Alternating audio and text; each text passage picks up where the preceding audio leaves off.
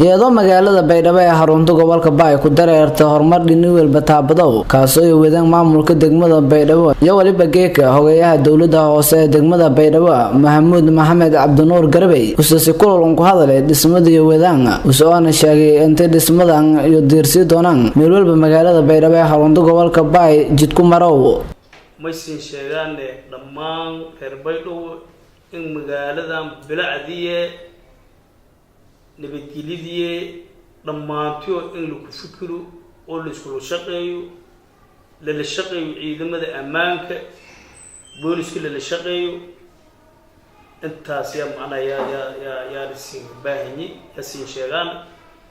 tan kala may waahna dadka oo guryaalka si agaasima hore in sheegay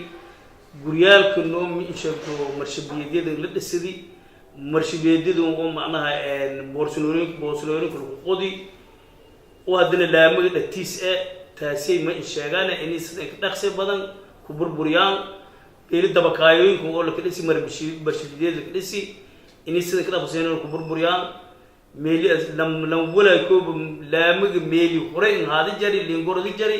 in la kasbi meelaska aad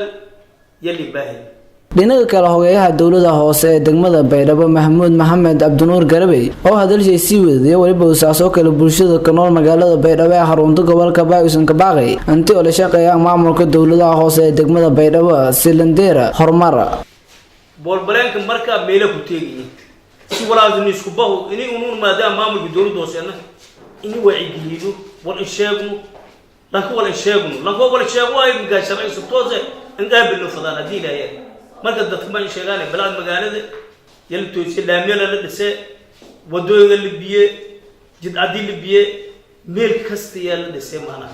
hadii ilaahay maadaama meel faday in la nuuriyo sidiitii hore ku sii fayday yala faday asri cusub in jaan qaado la faday baydo magaalka ama la baqaad uniyo tartumo hamar tartumo fadana hadii ilaahay hadii marar magaalka إنك ترتقون فضانو إنتنا كقاضي سبتوه لم يدل شيء سولا لم يريد سوى كنادي سومر ولا كشل باي معنا ما له كشل باي لم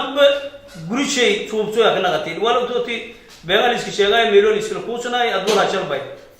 hadalkan ha ku bahay hogayaha dawladda hoose ee degmada Baydhabo Maxamuud Maxamed Cabdinuur Garbey iyo waliba uu ka beegamay hela mudooyinka ka dambeeyay laamiyadan ku weyn magaalada Baydhabo lagu dareemay dhismo hoggaan Ahmed Ibrahim Bule KGS TV magaalada Baydhabo Janaay